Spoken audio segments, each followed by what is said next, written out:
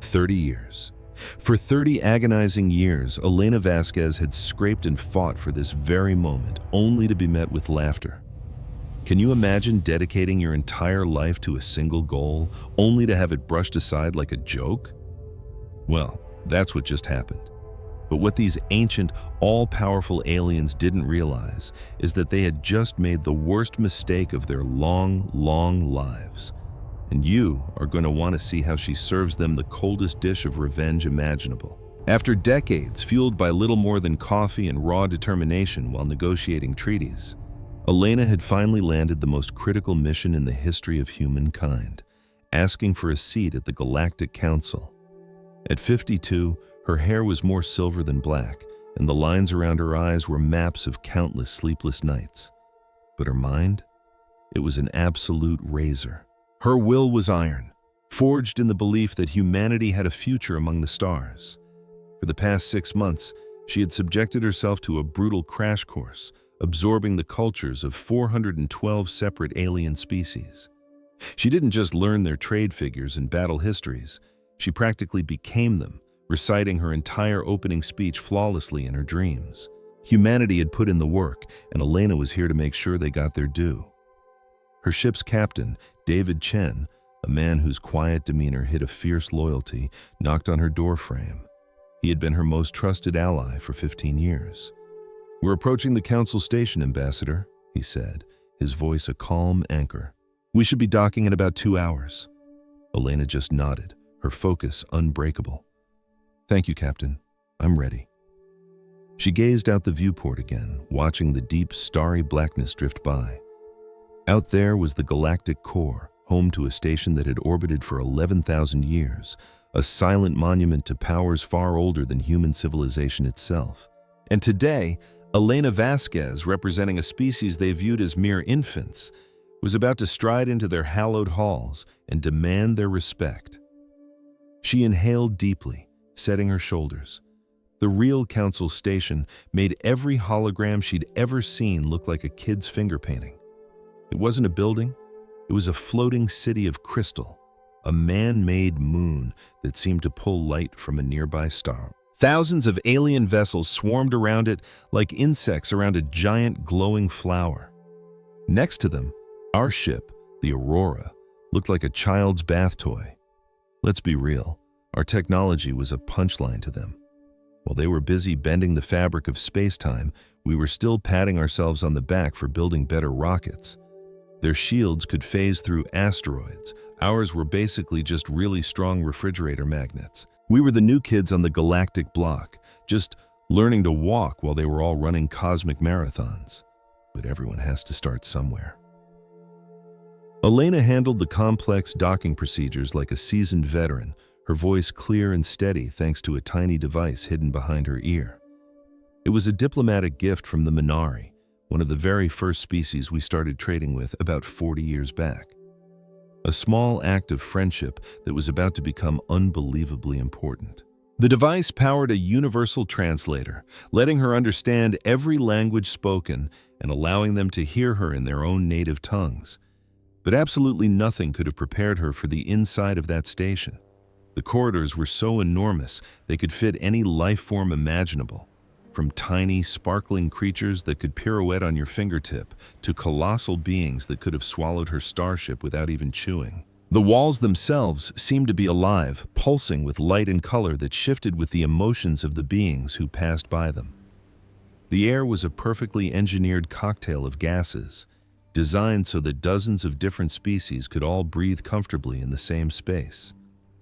Elena's guide was a silent, floating robotic sphere that simply glided ahead, leading her down winding paths, past alien bazaars bursting with exotic goods, and through gardens that grew impossible plants from 1,000 different homeworlds. She saw species she had only read about in textbooks, the Vorthani, who looked like giant floating jellyfish and spoke through shifting colors, the Kali, beings of pure energy contained within elegant crystalline forms, and the insect-like Zilvari, whose leader, the High Arbiter, had the final say on practically everything.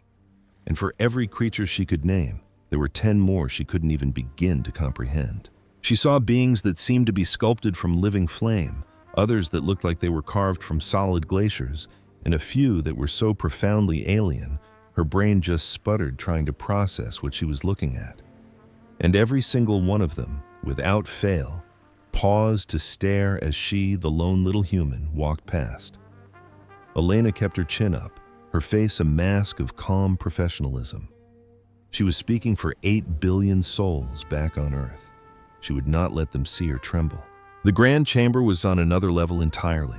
Its ceiling soared so high it vanished into a soft glowing nebula, and the walls were tiered with thousands upon thousands of seats, climbing up into the artificial sky. Every single one of the 412 member species was present, creating a stunning tapestry of life in every shape, size, and color you could possibly imagine. And there, in the very center, on a raised dais, sat the High Council. These were the 5 most powerful individuals in the galaxy, representing the most ancient races, the ones who had been shaping galactic law for millennia. Their word was absolute. In the middle seat sat High Arbiter Zilvex, a Zilvari who had held his post for over 300 years. His insectoid body was adorned with ceremonial metals that gleamed in the soft light.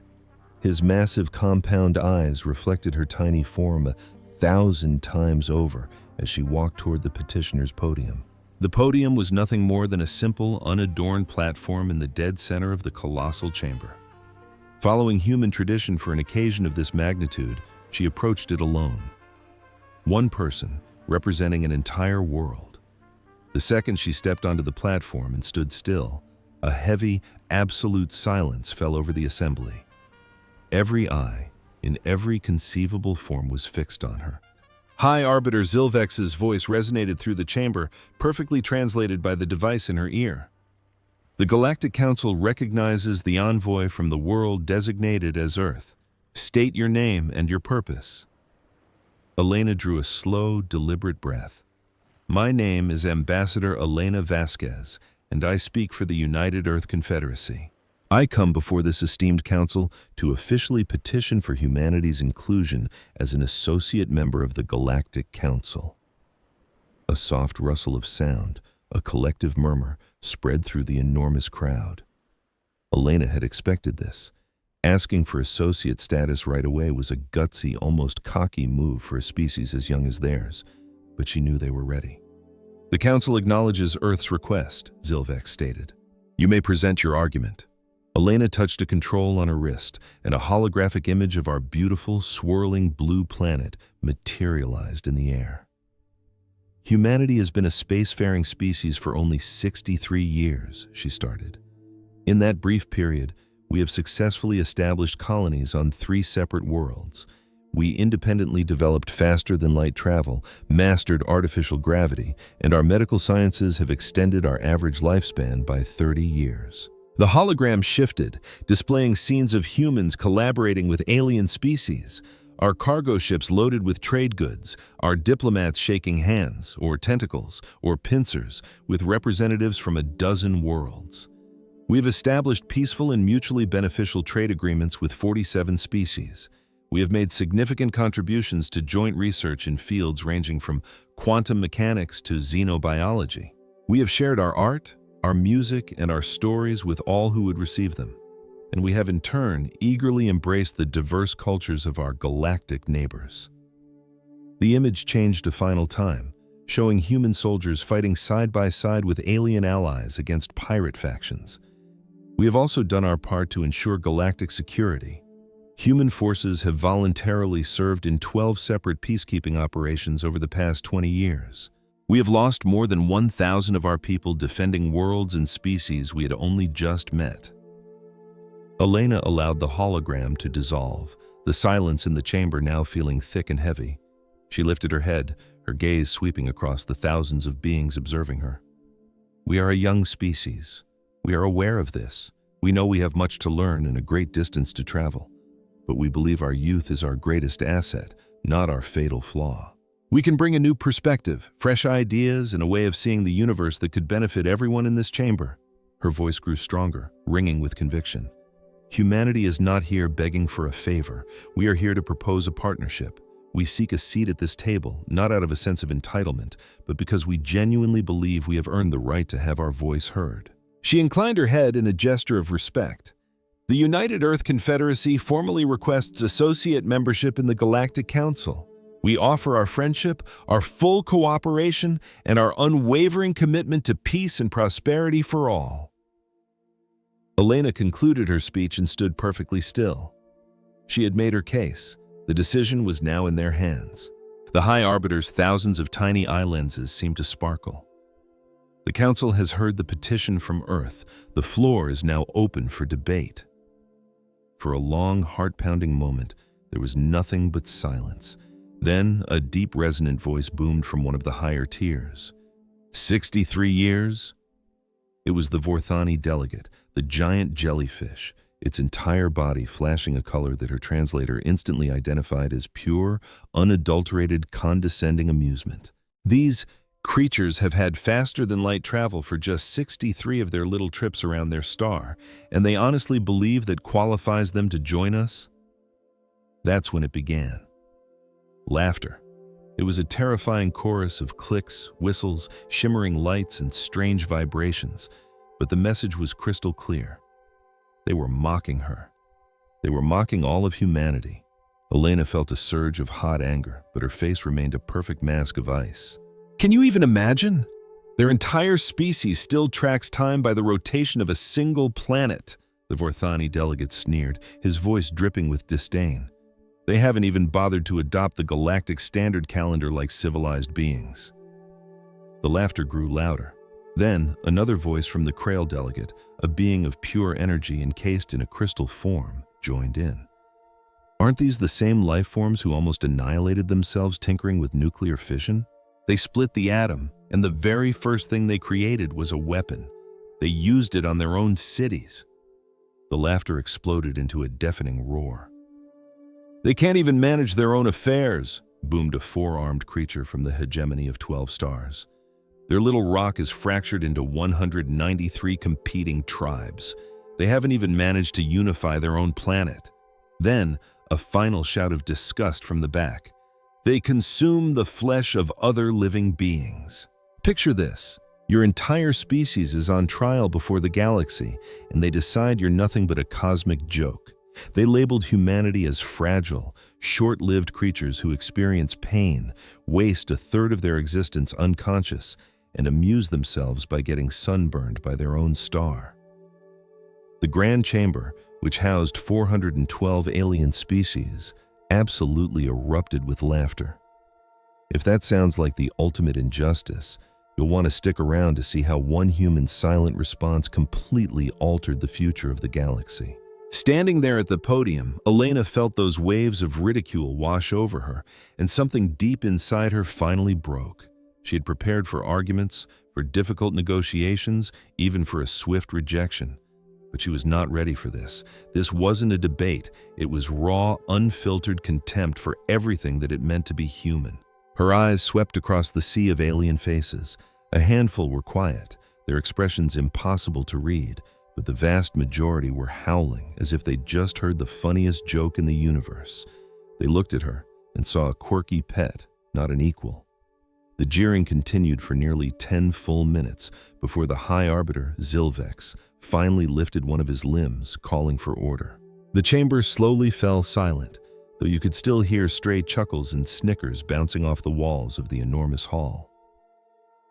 The Council appreciates humanity's passion, Zilvex said, his mandibles clicking together in what sounded like a dry, insect-like chuckle. It's always so charming to see a developing race so eager to join the adults. His multifaceted eyes seemed to look straight through Elena. However, he continued, we must consider the bigger picture. Membership in this council demands a certain level of maturity, unity, and overall contribution. Humanity, while energetic, is simply too young, too chaotic, and far, far too primitive. He spread his upper arms in a gesture that was likely meant to be sympathetic, but came across as incredibly patronizing. Perhaps in another 1,000 years, after your species has had some time to mature, you can apply again. For now, we recommend you return to your tiny corner of the galaxy and, well, try not to destroy yourselves. His mandibles clicked one last time, sparking a final wave of laughter through the chamber. And through it all, Elena just stood there, perfectly still. She let the sound flow over her. In her 30 years as a diplomat, she'd been insulted, dismissed, and laughed at more times than she could count. But never, not once, had it been like this. In that moment, something inside her froze solid. She had walked in here hoping to forge a new partnership. She had genuinely believed that if she could just make her case compellingly enough, they would see humanity's potential, that a shared destiny among the stars was possible. That hope died right then and there, drowned in a tsunami of alien laughter. As the noise finally began to fade, Elena reached up and tore the universal translator from behind her ear. The tiny device wasn't designed for that kind of removal. A sharp, searing pain shot through her head, but she didn't even flinch. She held the small piece of technology in her palm, this little symbol of all her people's dreams and ambitions. Then, with slow, deliberate care, she placed it on the podium. The room fell dead silent. This was not part of the procedure. No one had ever done this before. Elena lifted her head and stared out at the collective power of the galaxy. 412 species, 11,000 years of shared history, the wisdom of 1,000,000 star systems. And not a single one of them viewed humanity as anything more than a child. She didn't utter a single word. What was the use? They had already passed their judgment. No rousing speech she could give would ever convince them that humans were anything but insignificant primitives. So, she offered them only silence. And then, Elena Vasquez turned her back on the Galactic Council. In the vast, silent chamber, the sound of her footsteps echoed as she walked towards the exit. Her back was ramrod straight, her head held high. She never once looked back. As the massive doors hissed closed behind her, the laughter in the grand chamber was gone, replaced by a shocked and bewildered silence. In the entire 11,000-year history of the Council, no species petitioning for a seat had ever simply walked away. They'd beg, they'd offer deals, they'd get furious, they would even break down in tears. But no one, in all that time, had ever just turned their back and left. High Arbiter Zilvex felt his mandibles clatter with a flicker of doubt. "The petition is denied," he declared, but the usual thunder in his voice was gone. "Let us proceed." The entire atmosphere in the Great Hall had changed. The next speaker might as well have been talking to an empty room. Whispers shot between delegates, their gazes fixed on the massive doors where the human ambassador had vanished. It was baffling. Humanity was a nobody on the galactic stage, a new species from some forgotten corner of the galaxy. They had no real power, no influence to speak of. And yet, as the session dragged on, delegate after delegate found their thoughts drifting back to that silent walk, that defiant posture, and that look of utter, chilling calm. It was profoundly unnerving. Aboard her ship, the Aurora, Elena Vasquez sat alone in the silence of her quarters. They had undocked from the station the second she was aboard and were already on the long trip home. The captain had attempted to speak with her, but she had simply waved him off. She needed a moment to process. The throbbing pain behind her ear was starting to subside, replaced by the much deeper sting of utter failure. All that preparation, all that hope, meant nothing. The council would never see them as equals. Not in 1,000 years, not in 10,000. To them, humans were just entertaining little creatures, like ants building an amusing sandcastle just before the tide rolls in to wash it all away. But as Elena gazed out at the endless star field, that pain slowly began to crystallize into something else. She was well acquainted with failure. Every diplomat understands that failure is simply the tuition you pay for wisdom. And the lesson she had learned today? It was brutally clear. She replayed the laughter, the arrogance, and the absolute conviction in their eyes that humanity was, and always would be, beneath them.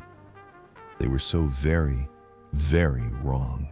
She knew what her people were capable of when they stood together. She had seen them go from riding on horseback to walking on their moon in a single human lifespan. She'd seen them endure world wars, plagues, and natural disasters that should have erased them from existence. She knew their greatest strength was a stubborn, bone-deep refusal to ever quit. The council saw humanity's youth as a weakness. They saw their internal conflicts and called them primitive. They saw their need for sleep in their short lifespans and called them pathetic. They just didn't understand. Humans weren't weak, they were unbelievably resilient. They weren't primitive, they were masters of adapting to new situations. And they weren't pathetic, they were patient, incredibly patient. A new strategy started to form in her mind. She would return home and tell every single person exactly what had happened. She would detail the mockery, the condescension, the complete and total dismissal. And then she would propose a new direction. The council wanted humanity to evolve in peaceful isolation? Perfect. They would do just that, but not in the way the council imagined. Humanity would grow. It would become stronger. It would forge a civilization that didn't need anyone's stupid permission to exist. And one day, when the council finally woke up and understood the colossal mistake they had made, humanity would be waiting. They would remember this day. They would remember the laughter. Looking out at the infinite blackness of space, Elena Vasquez finally let herself smile. The council had no idea what they had just unleashed. Meanwhile, back in the Grand Chamber, hours after the session was over, High Arbiter Zilvex sat completely alone. The Grand Council chamber was finally still, the cavernous quiet a welcome change. Zilvex knew he should be resting before the next day's endless parade of grievances and debates, but his thoughts kept drifting back to the human. It was ridiculous. She was just one ambassador from some insignificant backwater planet. A nobody. Her entire species was probably destined to burn itself out in a few short generations, a common fate for so many upstart races. Yet, he couldn't shake the memory of her exit, the way she walked away with such quiet, unbending pride. In his 300 years of service on the council, Zilvex was certain he'd seen it all. He'd witnessed epic fits of rage and gut-wrenching sorrow, noble dignity and wild fury. But he had never, not once, seen a petitioner simply turn their back on the council and leave without a word. In that final instant, he saw an expression in the human's eyes that he couldn't place. It wasn't anger, and it wasn't surrender. It was something far more unsettling. It looked like patience. Zilvex made a sharp clicking sound with his mandibles, trying to dismiss the thought. It was meaningless. The human was meaningless. In 1,000 years, this day would be utterly forgotten. He hoisted his ancient frame from his seat and left the chamber, resolved to put the whole silly affair behind him. But deep within his old mind, a small, persistent alarm had just begun to chime, a warning whose true meaning he wouldn't grasp for a very, very long time. For the first year after that bizarre encounter, absolutely nothing changed. Humanity had never been a major player on the galactic stage. They ran a few distant trading outposts, participated in a couple of minor scientific exchanges, and occasionally sent delegates to summits where they mostly just blended into the background. Then, one day, they were simply gone. Human freighters stopped appearing in the docking registers of council-controlled stations. The seats designated for their representatives at interstellar conferences were conspicuously empty. The few human exchange students at off-world academies quietly packed their bags and returned home, not even bothering with a goodbye. And to be honest, no one even really noticed. If the galaxy was the major leagues, humanity was a single A-team that had just folded. Their absence was barely a footnote. Back on Earth, however, that footnote was a tidal wave. The moment Ambassador Elena Vasquez's ship touched down from the council station, she convened an emergency meeting with the entire leadership of the United Earth Confederacy. She stood before them, her face like a mask of cold iron, and told them exactly what had happened. She left out no detail, not one condescending chuckle, not one dismissive sneer. The recording of that meeting was broadcast on every screen across the planet. Billions of people watched as the representatives from 412 alien species openly mocked their formal petition to be recognized by the galactic community. They saw their own ambassador tear the translator from her ear, the ultimate diplomatic insult, and stride out of the chamber, leaving a trail of shocked silence in her wake. And then, Elena Vasquez told them her plan. "They expect us to fade away," she said. "They're counting on us to either tear ourselves apart in a civil war or spend the next millennium begging to be let back in. They look at us like we're children who, after a good cry, will come crawling back for scraps from their table." Her eyes, once celebrated for their diplomatic warmth, were now chips of ice. They have made a monumental error in judgment. The plan she proposed was stunningly simple in concept, yet impossibly grand in scope.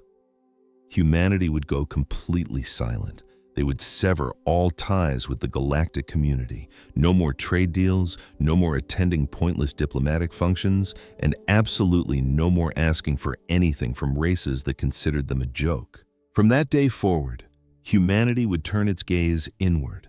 Every single resource, every bit of ingenuity would be laser-focused on a single goal: advancement. They would leapfrog their technology forward by any means necessary. They would expand into new territories, build up their defenses, and forge a civilization so powerful and independent that it would never have to ask anyone for permission to exist ever again. And the most important rule of the entire plan? They would do it all in utter, complete, and resounding silence.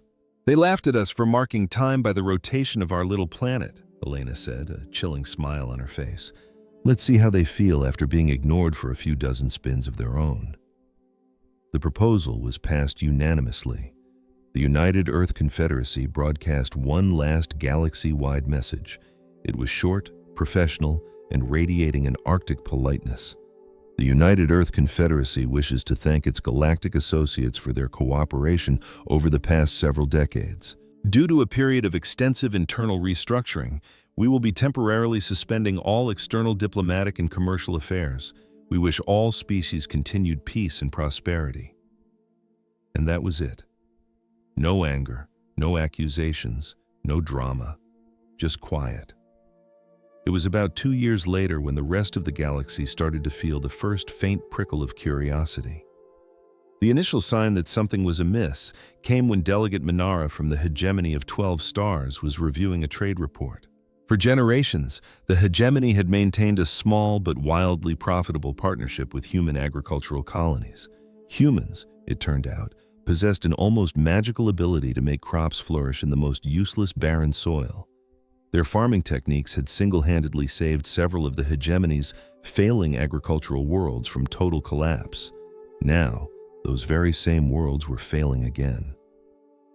"Did anyone follow up with the humans about renewing the agricultural exchange program?" Minara asked his staff. "We've sent 12 formal inquiries over the last 8 months, sir," his aide replied, fidgeting with his data slate. "All we get back is an automated delivery confirmation. And that's it? In the name of the stars, what does that even mean?" "It means, sir, that their system acknowledges receiving our message. They simply choose not to answer it." Minara was baffled. This wasn't how business was conducted. You make an offer, they make a counteroffer, you negotiate. You don't just ghost them. Around the same time, the Vorthani hive minds ran into a similar problem. For decades, the Vorthani had quietly relied on human mathematicians to solve a very specific type of abstract problem. The Vorthani were geniuses in almost every field, but their vast collective mind had some strange blind spots. Humans, with their messy, individualistic brains, could perceive elegant solutions that the Vorthani consciousness was literally incapable of seeing. It was a small arrangement. Just a few impossibly complex equations every few months. The humans seemed to enjoy the challenge, and the Vorthani paid them with scraps of advanced tech. But a backlog of unsolved equations was now piling up. The Vorthani's deep space navigational grid, which relied on those solutions, began developing glitches. Starships started showing up days late. Entire supply lines began to fray. What had started as a tiny annoyance was now snowballing into a massive logistical disaster. "Contact the humans," the Vorthani Council ordered. "Give them anything they ask for." The message was sent. The delivery receipt came back. And then, nothing. By year 5, The human problem had become a hot topic in the council's halls. "Okay, for real, has anyone actually managed to sign a deal with the humans lately?" the Kralath delegate asked during an informal gathering. The question was met with a room full of awkward silence and shuffling feet. "We offered them premier technology transfers," Delegate Minara chimed in. "We offered them incredible trade concessions. We even offered to personally sponsor their petition for readmission. They just don't reply." "Maybe they finally had that nuclear war they were always going on about and vaporized themselves," someone muttered from the back. It seemed like the most plausible explanation, but they were dead wrong. Long-range reconnaissance probes sent to the edge of human-controlled space told a startlingly different story. Earth wasn't just surviving, it was booming. Their colonies were expanding at a breathtaking pace, and their ships were zipping through their own systems, busier than a disturbed hive. They just weren't talking to anyone else. "This is preposterous," the Verthani delegate gurgled during a formal council session in Year 8. "They are acting like spoiled grub larvae hiding in a crevice after being told no." High Arbiter Zilvex, the council's leader, slowly clicked his mandibles in thought. "They have broken no galactic laws," he reminded them. "They have issued no threats. They have simply chosen to ignore us. Then make them talk to us." "And on what grounds?" Zilvex retorted. "The Council has no power to force a sovereign species to engage in diplomacy. We could blockade them." "Blockade what? They don't trade with anyone. Then we threaten them with the Grand Armada." A flicker of something like amusement crossed Zilvex's multifaceted eyes. "Against a species that has not made a single aggressive move in 8 years? The Council would never authorize such an unprovoked act. And honestly, what is the point? They are an irrelevant people. Let them have their little tantrum in their quiet corner of space." But even as he spoke the words, Zilvex felt a cold knot of dread tightening deep inside him. There was something about the sheer, unwavering discipline of humanity's silence that was deeply, profoundly unsettling. The 10th year brought the cosmic horror that turned the entire galaxy on its head. The Thresh were a swarm from the starless void between galaxies. They would emerge from the great darkness every few thousand years and simply devour everything. You couldn't negotiate with them. You couldn't reason with them. They were a galactic plague. The Council had managed to beat them back before. The combined navies of 400 species had always been just barely enough to force them back into the void, but the cost was always immense. It was a brand new kind of war. The enemy, called the Thresh, had leveled up. Their weapons used to be a joke, but now they sliced through the Galactic Council's best shields like wet paper. Their ships, once a rare sight, now swarmed so thick they blocked out the stars. The first battle was a complete wipeout. 17 Council fleets representing the military might of 300 different worlds were completely obliterated in under 24 hours. The few ships that limped away brought back terrifying news. Nothing they had could even scratch the enemy's hulls. The second battle was even worse. A frantic galaxy-wide emergency meeting was called. Top generals from every species worked around the clock, desperately searching for a weak spot, a new tactic, anything at all. They came up with zero. The Thresh just kept coming, pushing deeper and deeper into Council territory. 3 capital planets fell. And the people on those planets weren't just defeated, they were erased from existence. Billions of lives were just gone in a handful of hours. "We're out of options," the Council's top general finally admitted, his voice cracking with failure. "We need new ideas, new weapons. We need a way of fighting that we've never even considered." That's when a small voice piped up from the back of the chamber. "The humans." Every single head in the hall snapped around to look. "The humans," the diplomat repeated, stepping into the light. He was from some forgotten little planet that no one important ever paid attention to. Their entire history is basically one long story of war. They are creative with destruction in a way that, if we're being honest, makes most of us pretty uncomfortable. It's just possible they might see something that we're all too civilized to notice. A thick, uncomfortable silence filled the room. They all remembered what they called the Day of Laughter. They all remembered pointing and mocking the pathetic little species from that tiny blue dot. They won't even talk to us, another delegate said flatly. We've been trying to get a reply on a simple trade agreement for years. They just ignore us. This isn't about trade. Trillions of lives are on the line. You have to try again. Offer them everything, a full seat on the council, access to all our tech, entire star systems, whatever they could possibly want. Just get them to answer the call. And so, the most desperate message in galactic history was drafted and sent speeding toward Earth. It laid out the whole terrifying situation with the Thresh. It was a humiliating plea for help. It offered humanity everything they had once been laughed out of the room for even suggesting. A few minutes later, a response came back. Message received. And after that, absolute silence, all while the Thresh fleets burned their way closer. The galaxy was on fire. 5 more worlds had been extinguished, and the swarm was now on a direct course for the Council's capital station. For the first time in 11,000 years, the Galactic Council was facing complete extinction. In a final act of desperation, the High Arbiter, Zilvex, decided he would do something no one had ever done. He was going to Earth himself, completely alone. As he approached, no one tried to shoot him down. No angry warnings told him to turn back. A powerful, sharp-looking human warship simply appeared out of nowhere, matched his speed, and escorted him down in total radio silence. Zilvex had never seen the human homeworld up close. He looked down at the beautiful swirling ball of blue and green, at the sparkling spiderwebs of city lights on the night side, and he felt a strange sense of wonder. A smaller ship took him down to an incredible complex of sleek, elegant buildings that overlooked a massive body of water the natives called the Pacific Ocean. He was met by guards in perfectly crisp uniforms who didn't say a word as they led him through spotless, minimalist halls. They finally showed him into a large office where a woman sat at a huge desk, completely absorbed in her work. You could see the years on Elena Vasquez. Her jet-black hair was now streaked with silver, and the stress of command had carved lines into her face. She was no longer just an ambassador. She was the Secretary General of the United Earth Confederacy.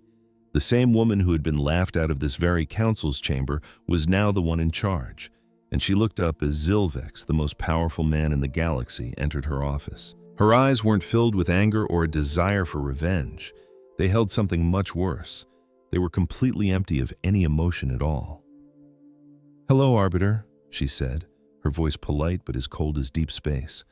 "What can I do for you?" Zilvex let it all pour out. The nightmare they called the Thresh, the horrifying number of deaths, and how badly they needed a new way of thinking before they were all wiped out.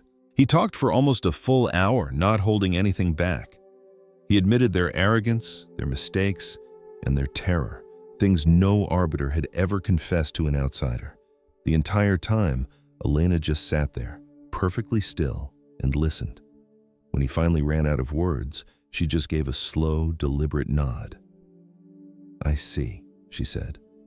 "That does sound like a problem." "It is," he begged, leaning forward in his chair. "Billions are gone. Billions more are next if we can't stop this. We need you." "I understand," was all she said. The silence that followed was so heavy it felt like it had its own gravity. Zilvex waited. He came prepared to make a deal, to offer prizes and promises. He was not prepared for this complete and utter void. "Secretary General," he said, his voice strained, "I am begging you. The entire Galactic Council is begging. Tell me what you want from us." Elena stood up and walked over to the window. The setting sun painted the ocean in fiery streaks of gold and orange. She watched it for a moment before speaking. "Arbiter," she said, her voice now surprisingly quiet. "Do you remember what happened in the Grand Chamber 15 years ago?" "I recall the meeting," he answered carefully. "Your petition was denied." "You laughed at me," she stated, her voice still perfectly, chillingly calm. "All 412 of you. You laughed so hard your own translators couldn't keep up, and then you told me to come back in 1,000 years. Secretary General, surely you wouldn't let an old grudge stand in the way of saving trillions of innocent people?" "It wasn't a grudge," Elena said, turning to face him, her eyes carrying that same terrifying emptiness. It was a lesson. You taught us something priceless that day. You showed us exactly where we stood in this galaxy, and we learned that lesson very, very well. Perhaps we were mistaken. We would be willing to reconsider humanity's membership, full status, starting right now. Elena's smile was thin and sharp, like the edge of a knife. High Arbiter, I'm about to tell you something, and I need you to know that I am being 100% honest with you. She took a slow step closer to him. We don't want your membership. We don't want your technology, your star charts, or your friendship. We want nothing from you. At all. His 3 hearts hammered in his chest. So you're just going to let us all die? Elena was silent for a long moment, and for a yeah. When we walked out of that chamber, she finally said, we promised ourselves one thing. We would never again rely on anyone who could so easily look down on us and laugh. We would never again beg for a seat at a table that didn't want us. So we spent the last 15 years building our own table. One that has no need for your counsel. Building what? He demanded. That is no longer your concern. Elena walked back to her desk and touched a button. Your ride is waiting to take you back to your ship. I hope you have a safe journey home. Zilvex was speechless. In 11,000 years, no one had ever just said no to the council. Not about a law, not about a trade route, but about even having a discussion. You can't be serious, he stammered. This is madness. We're offering you everything you ever wanted. 15 years too late, she said, picking up a data tablet and turning her attention to it, dismissing the most powerful being in the galaxy like he was a pesky insect. Goodbye, High Arbiter. Zilvex was escorted from the planet, wrapped in a silence that was louder than any bomb. As his ship jumped to faster-than-light speed, he looked back at the little blue world. It seemed so small and harmless, just like it always had in the official records. But he knew now that something had fundamentally changed. The humans weren't asking for a seat at the table anymore, and a cold, terrifying dread washed over Zilvex as he understood. That was so much scarier than any monster the Thresh could ever be. He went back to the council and gave his report. The chamber exploded with rage. How dare the humans refuse them? How dare they put their stupid pride before the fate of everyone else? It just proved what they'd thought all along. Humans were selfish, backwards, and didn't deserve a place among them. But all their yelling and posturing didn't change a thing. The humans stayed silent, and the Thresh kept on coming. In the end, the council did survive, but only by the skin of their teeth. It took another 3 brutal years and cost them 17 entire species, wiped off the galactic map forever. 43 worlds were burned to glass. Civilizations that had stood for thousands of years vanished as if they had never been. For 11,000 years, a grand alliance kept the peace, but now it was a shattered, humbled wreck. And humanity? They did absolutely nothing. You'd see their ships pop up at the edge of a battle like silent ghosts, never helping, but never getting in the way either.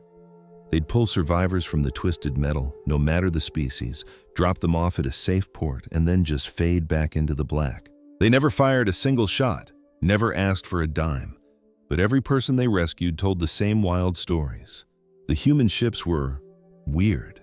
They moved in ways that broke the laws of physics. They could appear out of nowhere and disappear in a blink. Their hulls looked like they were shimmering, like they weren't entirely in our reality. At first, everyone brushed these off as stories from people who were just in shock. I mean, come on. Everyone knew human tech was clunky and basic. But the stories kept coming, and they were all spookily the same. Sometime during those 15 years of silence, humanity had changed. Nobody knew how, nobody knew why. But whatever happened was about to shake the entire galaxy. The devastating Thresh War finally burned itself out after 18 long years of human silence. The galaxy it left behind was a shadow of what it once was. The Grand Chamber, once home to 412 species, now had only 395. 17 entire civilizations had been wiped from existence. Their worlds were now just floating cemeteries, their people nothing but echoes. Whole histories were now just files in the Council's archives. Another 43 planets had been completely destroyed. The death toll was in the billions upon billions. Alliances that had stood for ages crumbled under the weight of the war. Friendships that spanned generations were poisoned by blame and suspicion. The Galactic Council was still around, sure, but it was just an empty shell. Its power was a joke, and its orders were often ignored. Species that used to be allies now gave each other the side-eye. And through this entire galactic meltdown, humanity remained silent. They didn't lift a finger to help, but they didn't cause any trouble either. They just watched from the sidelines, saving who they could, but refusing to pick a side. Their silence became the legend. Some called them cowards. Others whispered they were playing the long game, that they were wise. But most just tried not to think about them at all. The only problem was, that was getting harder and harder to do. The stories from war survivors weren't fading away. They were getting more specific and even more insane. People talked about human ships that seemed to laugh at physics, technology that was basically magic, power readings that went so far off the charts they broke the sensors, way beyond anything the Council had ever seen. A top scientist, Chief Technician Aldra, was put on the case. She was a being of pure energy, one of the sharpest minds in the galaxy, who'd spent 200 years studying how the universe works. What she found just didn't make sense. These readings show their ships work on principles we can't even begin to grasp, she told the science committee. It's less like they're flying and more like they're sidestepping reality. And their energy signatures, we have nothing, absolutely nothing like them in our databases. How is that possible? The committee chair boomed. 18 years ago, they were still messing around with primitive chemical rockets. They were centuries behind us. I don't know how, Aldara pulsed back. I only know what the data shows. Then your data is wrong. It has to be glitches from busted sensors. Aldara's energy form glowed brightly with frustration. I've checked over 300 different incidents. The data is the same in every single one. So either every survivor of the Thresh War had the exact same impossible glitch, or the humans now have technology so advanced we can't even wrap our heads around it. The committee wouldn't hear it. They voted her report unreliable and buried it in the deepest, darkest digital vault they had. But you can only ignore the truth for so long. About 2 years after the war, a rebellion broke out against the iron-fisted hegemony of 12 stars. This wasn't exactly breaking news. The hegemony was an empire that crushed anyone who stepped out of line, so rebellions were basically a weekly special for them, and they were always crushed. This time, the spark was lit on a small planet called Valen 4. The people there, the Cathari, were a peaceful species that had been living under the hegemony's thumb for generations. They'd suffered quietly for centuries, but the losses from the big war were the last straw. They stood up and said, "No more." The hegemony did exactly what everyone expected. They sent a fleet to pave the planet over. 30 gigantic warships packing enough firepower to crack the world in half dropped in on Valen 4. The Cathari had no army. They could either surrender or be wiped out. But when the fleet arrived, they saw someone else was already there. Human ships. On the bridge of her flagship, Commander Thera could not process what she was seeing. 3 tiny human ships were just floating in orbit above Valen 4, right between her massive fleet and the planet. On paper, they were nothing but a speed bump. But every single instinct Thera had earned in battle was screaming at her that this was a huge mistake. Then, a calm voice cut through the silence on an open channel. "This is Captain Sarah Chen of the UEC Endeavor." She was told they were just neutral observers, there to protect civilians. But Commander Thera had fought in 100 brutal battles. She wasn't going to be talked down to by 3 little human ships. She didn't see a rescue mission. She saw a massive insult. "Human vessel," she broadcast, her voice dripping with contempt. "You are in hegemony space during a military operation. Leave now, or we will open fire." The human reply was maddeningly cool and collected. "Negative, Commander. We aren't going anywhere." Thera actually hesitated.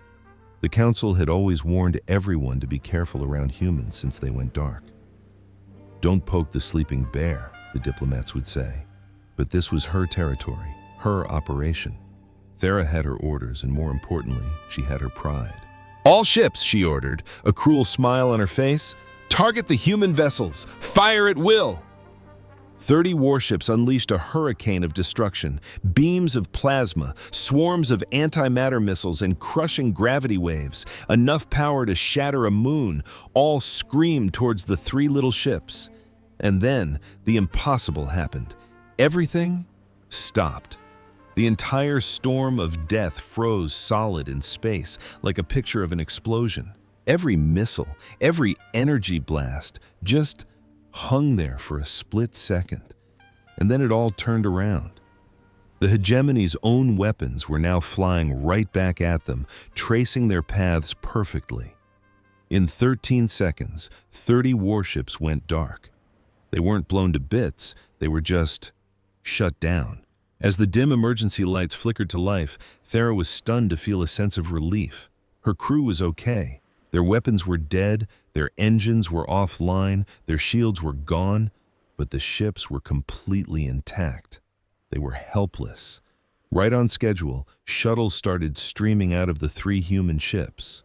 They flew down to Valen 4 and started loading up the Cathari civilians. Thousands of people who had been ready to die were now being gently led onto transports and whisked away to safety. The mighty hegemony fleet, 30 of the most feared ships in the galaxy, could only float there, completely powerless, and watch it all happen. Hours later, after the very last person was safe, one final message came from the humans. The United Earth Confederacy does not want a war with the hegemony of 12 stars. However, we will not sit back while innocent people are murdered. We suggest you find a more peaceful way to handle your internal problems. The message was signed, Captain Sarah Chen, UEC Endeavor. And just like that, the human ships were gone. They didn't jump to light speed. They didn't fly off. They just winked out of existence, like they were never there at all. Commander Thera sat on her dark, powerless bridge, trying to make sense of what just happened. Her entire fleet was taken out in seconds.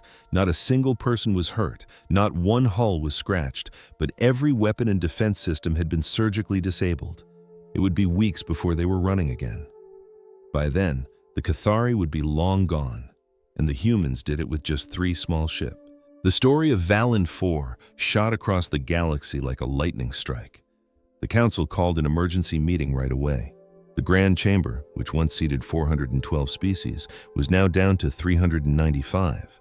But the fear in that room was so thick, you could feel it. This was an act of war, bellowed Delegate Minara of the Hegemony. They fired on a hegemony fleet for no reason. No, they defended themselves after you shot first. High Arbiter Zilvex corrected him, his tone ice cold as his complex eyes blinked one by one. And they did it without a single person getting hurt. That's not what matters. They have technology that can pull off that. Minara's hands were flailing wildly. They froze our weapons in the air. They turned our own missiles around and sent them back at us. They disabled 30 warships in the blink of an eye. How is that even possible? A voice from the back of the room muttered, "We should have paid attention to Chief Technician Aldara." A heavy, dead silence fell. They all remembered that report, the one they'd all laughed off as a work of fiction. "We need to know what's going on," Zilvex declared, breaking the silence. "We have to figure out what humanity has been secretly building and how they pulled it off." And with that, the Council launched the biggest intelligence operation in its long history. Spy drones crept along the borders of human space, while secret agents from a dozen different worlds were sent to find any piece of the puzzle they could. Every bit of data on human activity from the last 20 years was put under a microscope. What they uncovered didn't just shock them, it shattered their entire view of the galaxy. The humans hadn't been licking their wounds in defeat. They had been working, using scientific laws that the Council's most brilliant minds couldn't even begin to comprehend. Humanity had leaped thousands of years into the future. It completely rewrote the rules of the game. One minute, humans were chugging along with outdated fusion drives, and the next, they were just appearing in star systems instantly. Their power sources seemed to violate the fundamental laws of physics.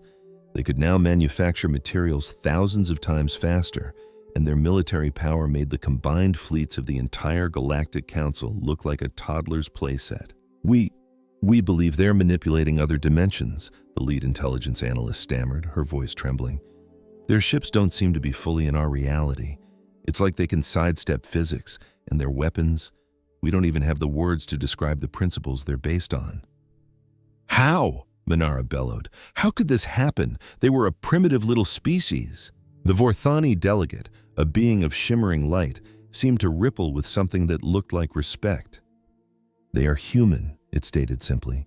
Corner them, and they don't just fight, they evolve. Tell them something can't be done, and they see it as a dare. We gave them the best motivation we possibly could have. What motivation was that? Another delegate inquired. We gave them a reason to prove all of us wrong. But the analyst's report was far from over, and it was about to get much worse. It wasn't just about their technology. Humanity itself had expanded. What used to be a few tiny colonies around one star had grown into a sprawling network across dozens of worlds. The human population had skyrocketed from 8 billion to almost 40 billion in just 2 short decades. And they hadn't been alone. While the Council was busy with its endless wars and political drama, humanity had been quietly forging alliances with species the Council had never bothered with. Smaller civilizations they had dismissed as too primitive or unimportant. These were the very same emerging races that were denied a seat at the Council for the exact same reasons humanity had been cast out. The humans had offered them a partnership, a coalition built on equality, not the Council's rigid top-down hierarchy. Our intelligence confirms that at least 37 species have signed official treaties with humanity, the analyst went on. Many have received huge technological boosts. Several are now becoming major regional powers themselves. They're building their own council, Zilvex whispered, his eyes staring into the distance. That's certainly what it seems like. The chamber erupted into pure chaos. Delegates were yelling at one another, pointing fingers, and making wild accusations. Some were demanding an immediate full-scale war against humanity. Others were pleading for a diplomatic solution. A few even suggested they should just surrender now to save themselves the trouble. Zilvex let the chaos reign for a few minutes before slamming his gavel down. We have a problem, he stated, his voice cutting through the pandemonium. A massive, massive problem. Humanity is now a galactic superpower, and we have no idea what to do about it. We have to attack before they attack us, Minara shrieked. With what, you idiot? Another delegate shot back. Were you even listening? 3 of their ships just embarrassed 30 of our best warships without even trying. Our top military strategists predict that if humanity actually wanted to, they could wipe out all our fleets in less than 24 hours. Then we have to negotiate, give them anything they ask for. We've tried that, Zilvex said with a deep, weary sigh. They don't want anything from us. So what are we supposed to do? For a long, tense moment, Zilvex said nothing. We're going to ask them nicely, he said at last.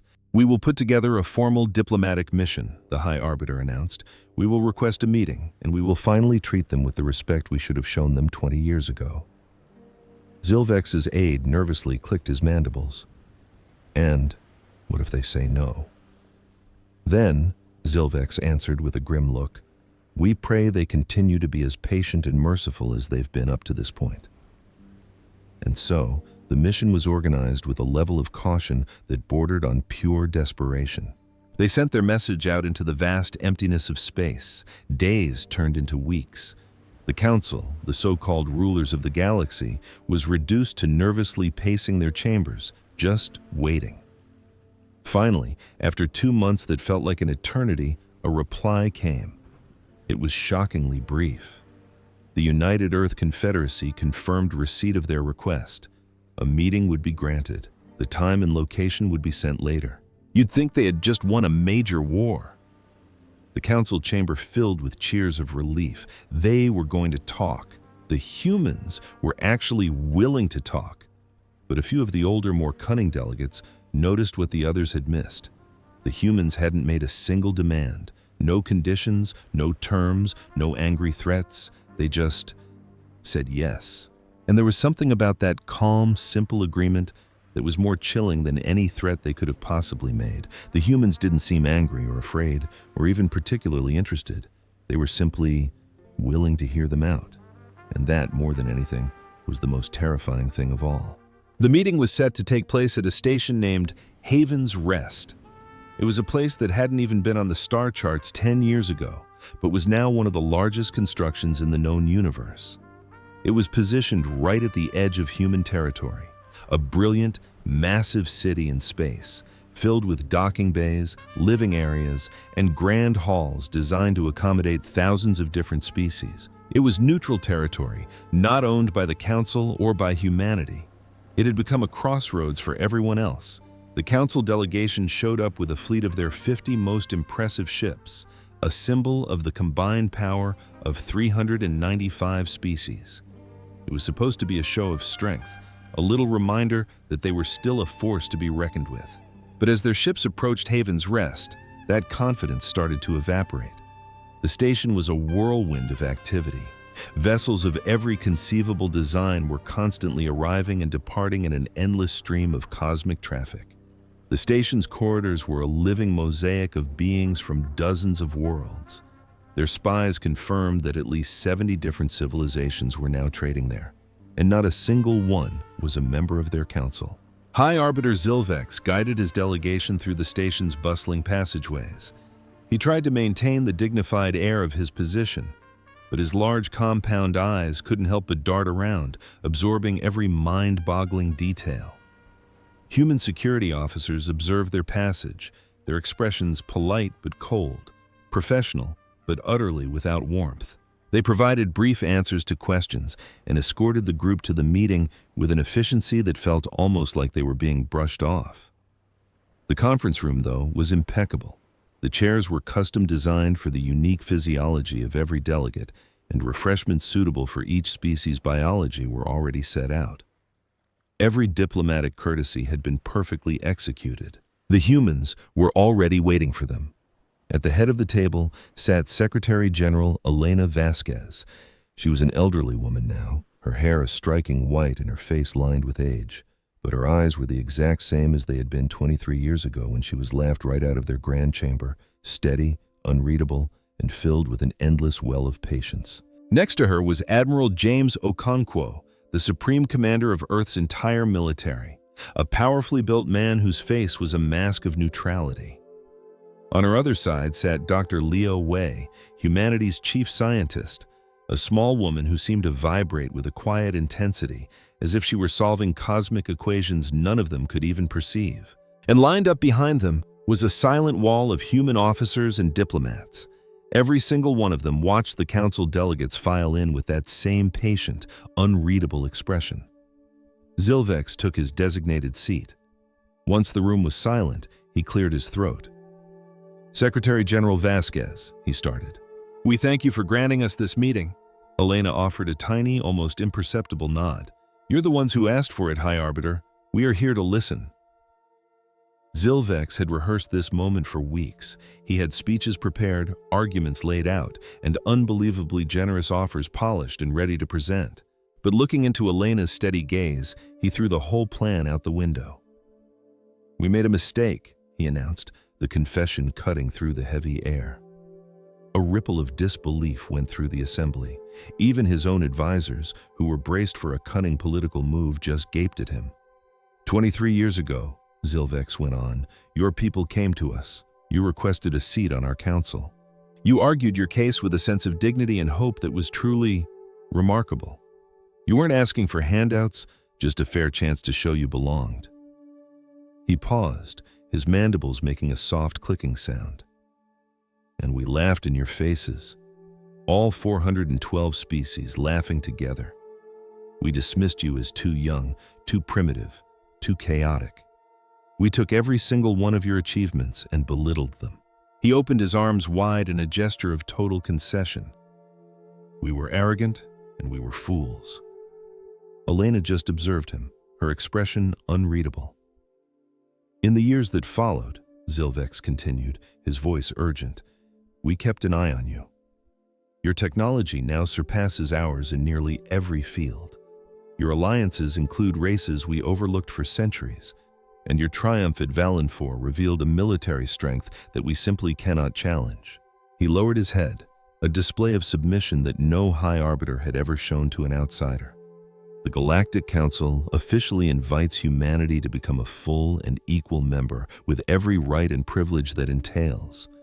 We are putting trade agreements, scientific exchange initiatives, and mutual defense pacts on the table.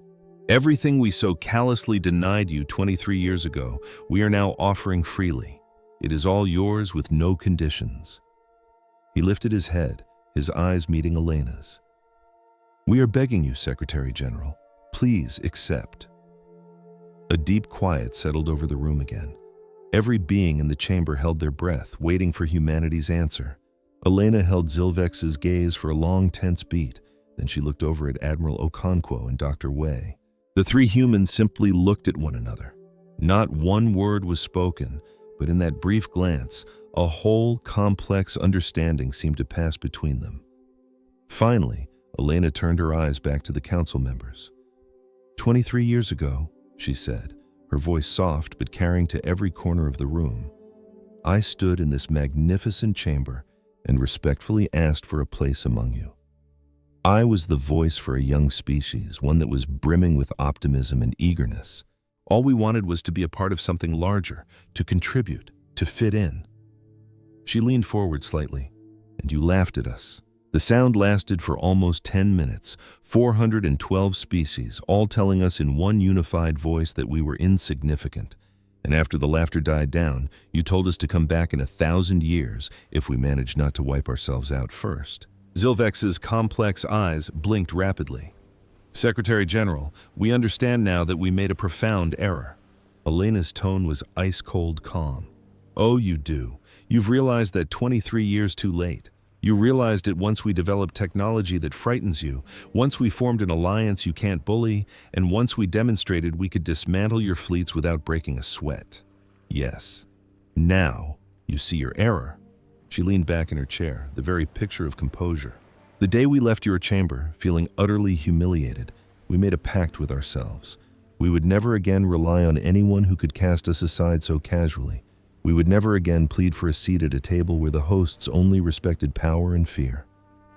But Secretary General, our offer is sincere. We truly want you as our partner.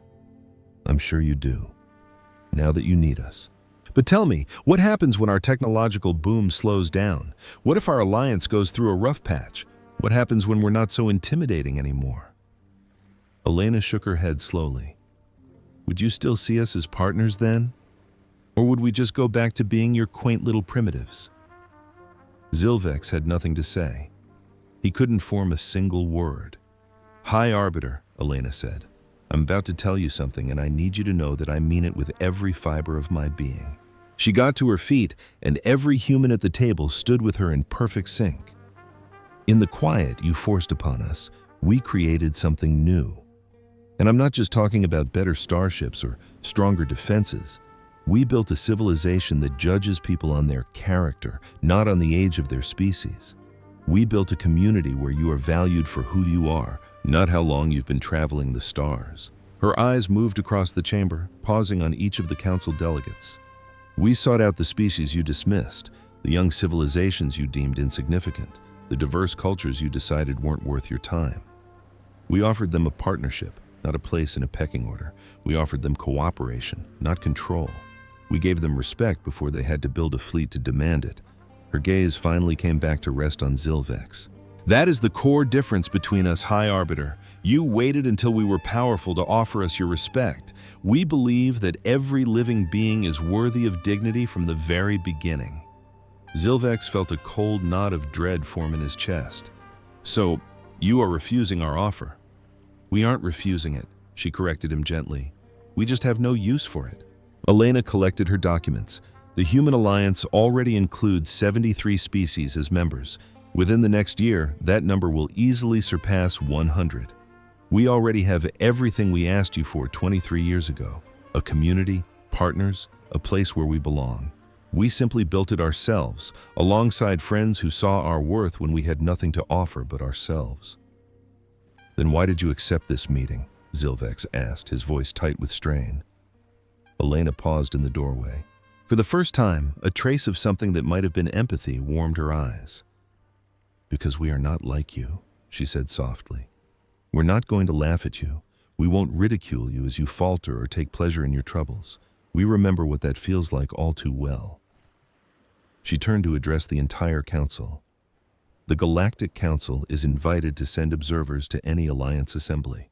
Individual species from your council are welcome to apply for membership in the Alliance, but you should know they will be evaluated by the same criteria as every other applicant. And if you ever find yourselves facing a threat like the Thresh again, we will intervene to protect innocent lives, regardless of their political ties." "But you won't join our council?" "No," she stated plainly, "we will not." Elena's expression was kind, yet completely resolute. "You told us to go and grow in peaceful solitude. Well, you got what you wanted. We grew, we found peace, and we are quite happy with our solitude, from you." She turned and strode out of the room, the other humans following her in silence. Zilvex was frozen in his seat. All around him, the combined diplomatic might of 395 species sat in absolute thunderstruck silence. They had offered humanity the keys to the galaxy: full membership, exclusive trade deals, a military partnership, a profound apology for their past cruelty. And humanity had just quietly said, "No, thank you," and walked away. Again. The long trip back to the Council's headquarters was unnervingly silent. The delegates barely spoke to each other. What was there to say? They had miscalculated on a scale they couldn't even begin to process, not because of a war or a failed negotiation, but because of a much more devastating truth. Humanity just didn't need them anymore. For 11,000 years, the Galactic Council had been the absolute center of the known galaxy. Every civilization that mattered was either a member or was desperate to become one. The Council's approval was the greatest prize imaginable. Its rejection was a sentence to a lonely fade into obscurity. And now, all of a sudden, there was another choice. A fast-growing coalition built on ideas the Council had never even thought to entertain. A community that couldn't care less how old your species was, how advanced your technology was, or what you looked like. And humanity, the very species they had laughed out of their chamber, was the beating heart of it all. Zilvex spent the entire journey home thinking about Elena Vasquez, about the hopeful young diplomat who had asked for nothing more than a chance, and the powerful stateswoman she had become, who now held the galaxy's fate in her hands. Her eyes held no anger, only a deep, unshakable resolve. The Council had done this to themselves. They had taken a young, optimistic species and taught them a hard lesson about how the galaxy really worked. They showed humanity exactly the kind of respect they could expect from the old, established powers. And humanity had learned that lesson all too well. They learned that respect is never given freely. It must be commanded through strength. They learned that the powerful will always look down on the weak. They learned that ancient lineage and fancy tech were valued more than character and potential. And after learning all of that, humanity decided to build something entirely different. That was what stung the most, Zilvex finally realized. It wasn't that humanity's technology had eclipsed their own. It wasn't that they had created a rival power. It was that they had taken the Council's own cynical lessons and thrown them into a star. The Council had taught humanity that the strong get to mock the weak. So, humanity decided to become strong, and chose to be kind anyway. And now, 23 years too late, the Council was finally learning what it felt like to be on the receiving end of that lesson. When the delegation arrived back at the Council station, they walked into the Grand Chamber and were met with complete and utter chaos. News of the disastrous meeting had already somehow leaked. Species were shouting at one another. Accusations were flying. Some pointed their appendages at Zilvex for the diplomatic train wreck. Others blamed the species who had jeered the loudest 23 years prior. A small, quiet group blamed the Council system itself. Zilvex simply observed the chaos with a weary sense of resignation. Let them scream, let them assign blame. It didn't make a bit of difference. Humanity had gone and created something entirely new, something that didn't require the Council's stamp of approval, something that was expanding by the day while the Council was withering. And there was absolutely nothing any of them could do to stop it.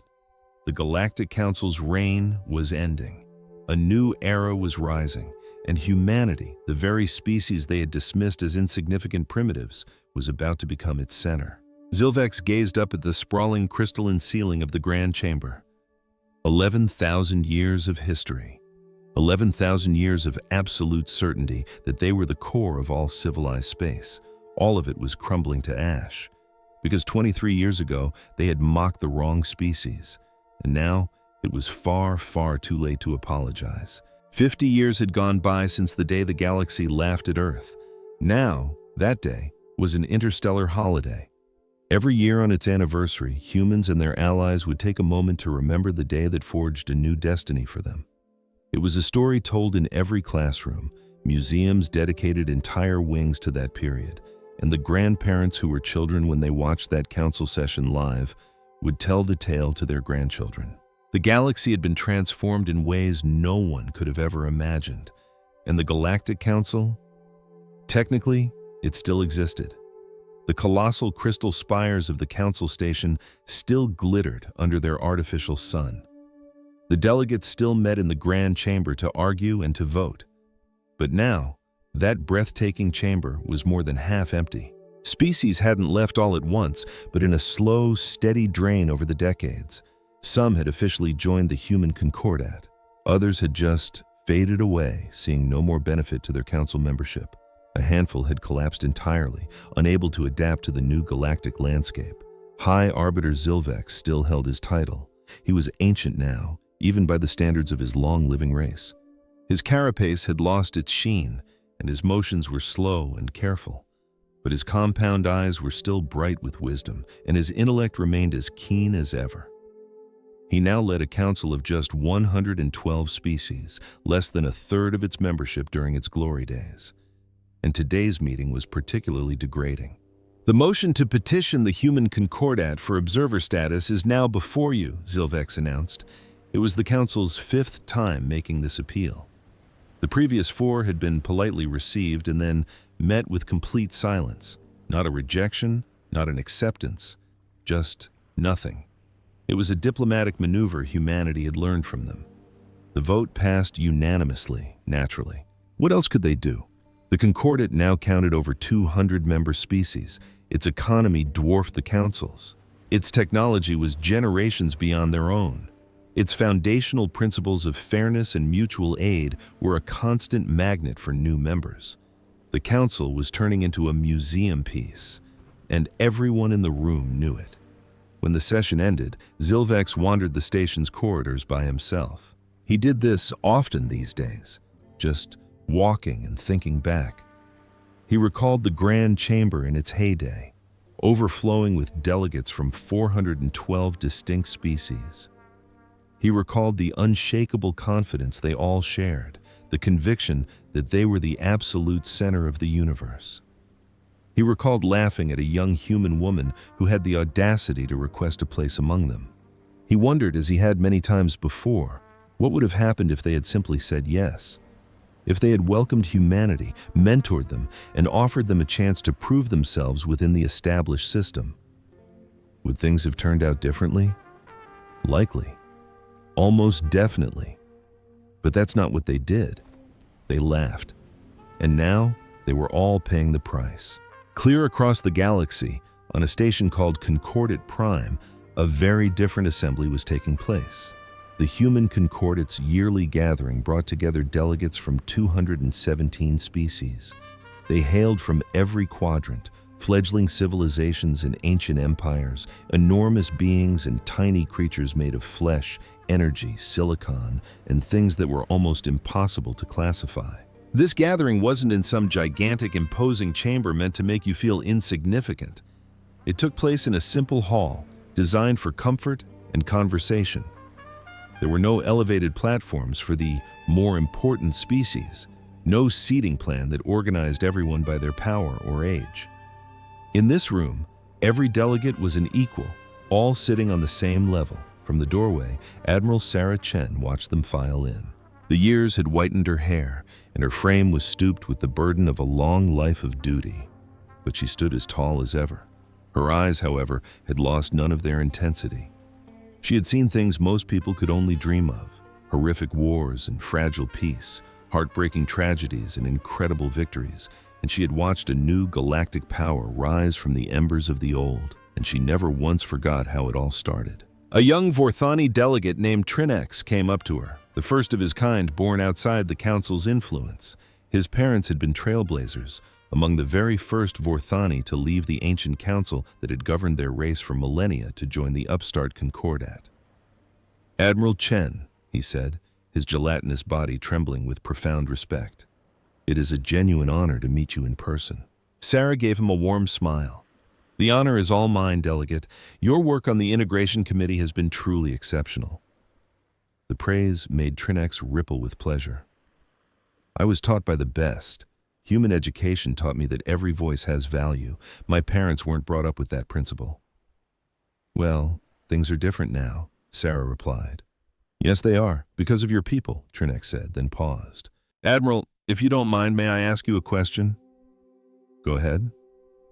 "Is the story true, the one they call the Day of Laughter? Did the Council truly shame humanity so badly?" Sarah's smile became a little strained. "It's true. I wasn't there myself, but I saw the broadcast. Eventually, the whole galaxy did. It just seems so hard to believe. How could they have been so full of themselves?" Sarah's eyes scanned the hall, filled with beings the Council had once deemed inferior. Every single one of them was now here, collaborating as equals. "They weren't blind," she finally said. "They were just certain. For 11,000 years, they were the center of everything. They couldn't imagine a world where they weren't." "And then you proved them wrong," Trinex stated. "Not just me," Sarah corrected him gently, gesturing toward the bustling assembly. "All of us. It was everyone who decided that being strong doesn't give you the right to be cruel. Everyone who chose to create something better instead of just tearing down the old." Trinex was quiet for a second. "So what's going to happen with the Council? I heard they submitted another request for observer status." "That is correct." "Are you going to say yes this time?" It was a question Sarah had been asked many times. The Council had been sending these petitions for years, and every time the Concordat leadership would debate it and conclude that the moment wasn't right. It was never about payback or spite. It was because, within the Concordat, observer status was a profound commitment. It signified that a species was genuinely prepared to listen, to evolve, and to accept a new way of interacting with the galaxy. Was the Council truly capable of that level of humility? "That isn't a decision I can make on my own," Sarah said after a moment. "The entire assembly will vote on it." "But what would your vote be?" Trinex asked softly. Sarah was silent for a long time, lost in thought.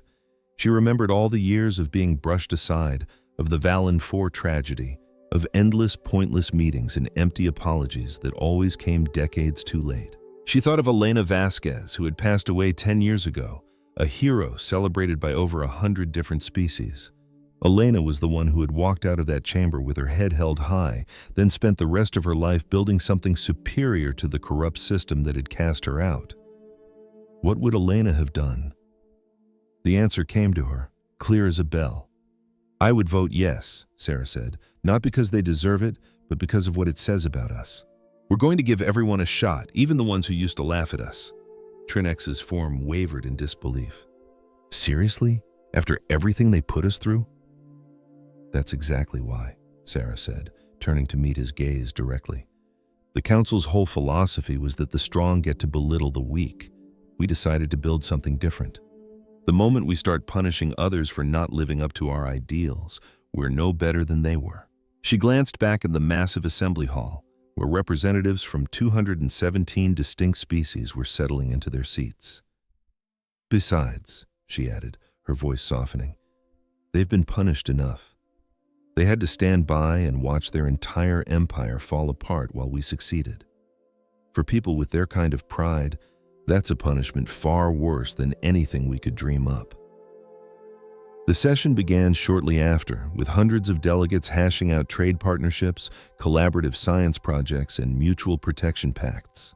Major decisions couldn't be passed with a simple majority. They needed everyone on board. Any disagreements were talked through, not settled with a show of military might.